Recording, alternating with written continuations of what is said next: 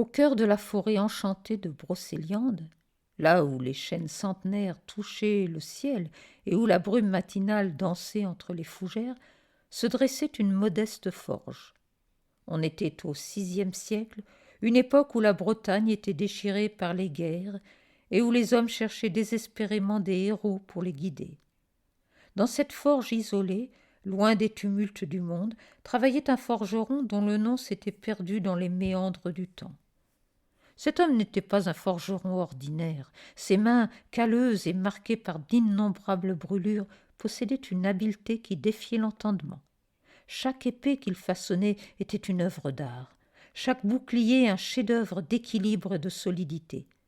Les seigneurs de toute la région venaient frapper à sa porte, implorant ses services, mais le forgeron restait sélectif. Il ne créait que pour ceux dont le cœur lui semblait droit, refusant de forger des armes pour les tyrans et les hommes cruels. Ce jour-là, alors que le soleil déclinait à l'horizon et teintait le ciel de pourpre et d'or, le forgeron était absorbé par son travail. Le feu de sa forge rugissait comme une bête vivante, projetant des ombres dansantes sur les murs de pierre. Il venait de commencer une nouvelle épée destinée à un jeune chevalier qui lui avait fait bonne impression. Le métal rougeoyait sous ses coups de marteau réguliers, prenant lentement la forme d'une lame élégante et redoutable. C'est alors qu'un cri déchira le silence de la forêt, un cri aigu et presque musical, mais empreint d'une terreur palpable. Le forgeron leva la tête, le marteau figé dans les airs. Sans hésiter, il posa son outil et se précipita hors de sa forge, suivant la direction du cri qui résonnait encore entre les arbres. Il courut à travers les sentiers qu'il connaissait par cœur, écartant les branches basses et sautant par-dessus les racines noueuses. Le cri retentit à nouveau, plus proche cette fois. Enfin, dans une clairière baignée par les derniers rayons du soleil couchant, il découvrit une scène extraordinaire. Une créature d'une beauté surnaturelle était emprisonnée dans une immense toile d'araignée qui s'étendait entre deux chênes majestueux. Sa peau brillait d'une douce lumière opalescente et ses longs cheveux de couleur émeraude cascadaient autour d'elle comme une rivière de soie. C'était une fée, cela ne faisait aucun doute. Le forgeron avait entendu parler du petit peuple dans les légendes de sa grand-mère, mais jamais il n'aurait imaginé rencontrer une fée un jour.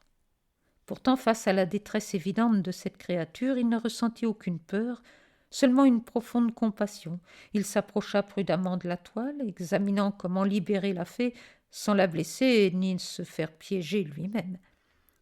Avec des gestes délicats et précis, ceux-là même qu'il utilisait pour ses travaux les plus minutieux, il commença à défaire les fils de la toile. L'araignée qui avait tissé ce piège était partie depuis longtemps, mais les fils restaient tenaces et collants. Le forgeron travailla avec patience, sectionnant chaque fil avec précaution, prenant garde à ne pas toucher la peau délicate de la fée. Enfin, après ce qui sembla une éternité, la dernière attache céda. La fée tomba en avant et le forgeron la rattrapa dans ses bras robustes.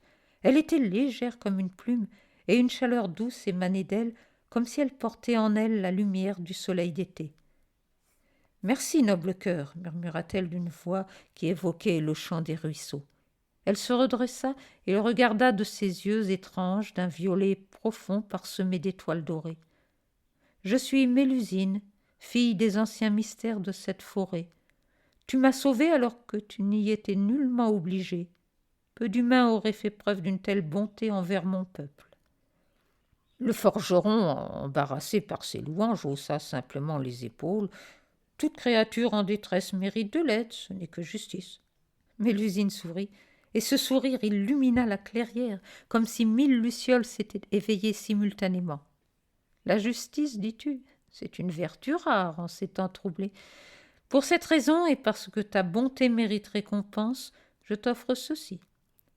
Elle tendit sa main délicate, et dans sa paume apparut un petit flacon de cristal rempli d'une poudre qui scintillait de 1000 couleurs. Le flacon semblait contenir des fragments d'arc-en-ciel, de clairs de lune et d'étoiles filantes. Cette poudre vient du cœur de la terre elle-même, là où la magie coule comme des rivières souterraines. Utilise-la avec sagesse, car elle ne peut servir qu'une seule fois.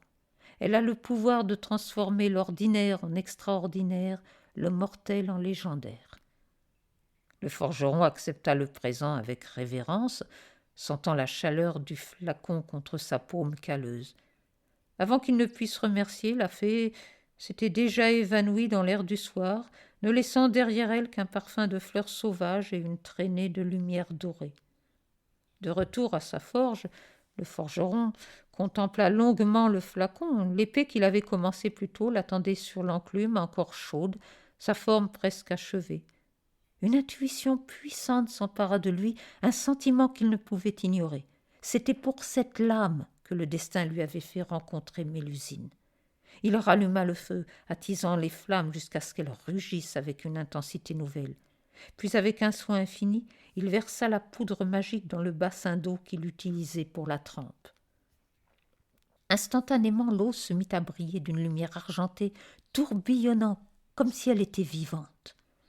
Le forgeron reprit son marteau et continua à façonner la lame avec une concentration absolue. Chaque coup résonnait comme une note de musique, créant une symphonie métallique qui semblait remplir toute la forêt. Il pouvait sentir quelque chose de différent dans le métal, une énergie vibrante qui pulsait au rythme de ses coups. Lorsque le moment fut venu, il plongea la lame incandescente dans l'eau enchantée. Un sifflement assourdissant emplit la forge, et une explosion de vapeur argentée s'éleva dans l'air. Quand la vapeur se dissipa, le forgeron retira lentement l'épée de l'eau. Ce qu'il tenait maintenant dans ses mains dépassait tout ce qu'il avait jamais créé. La lame brillait d'une lumière intérieure, comme si elle contenait un fragment de lune. Des motifs complexes couraient le long de l'acier, formant des symboles qu'il ne reconnaissait pas, mais qui semblaient chargés de sens. L'épée était parfaitement équilibrée, d'une légèreté surprenante malgré sa solidité évidente. Le forgeron acheva son œuvre dans un état proche de la transe, créant une garde ornée et une poignée qui semblaient avoir été conçues pour des mains destinées à de grandes choses. Lorsqu'il eut terminé, l'aube pointait déjà à l'horizon. Il ne savait pas encore que cette épée, née de sa compassion et bénie par la magie ancienne, était destinée à devenir Excalibur, l'arme légendaire qui un jour reposerait dans les mains d'un roi. Une épée qui passerait les siècles, symbole de justice, de courage et de noblesse. Une épée qui commencerait non dans la gloire des batailles, mais dans un simple acte de bonté au cœur d'une forêt enchantée.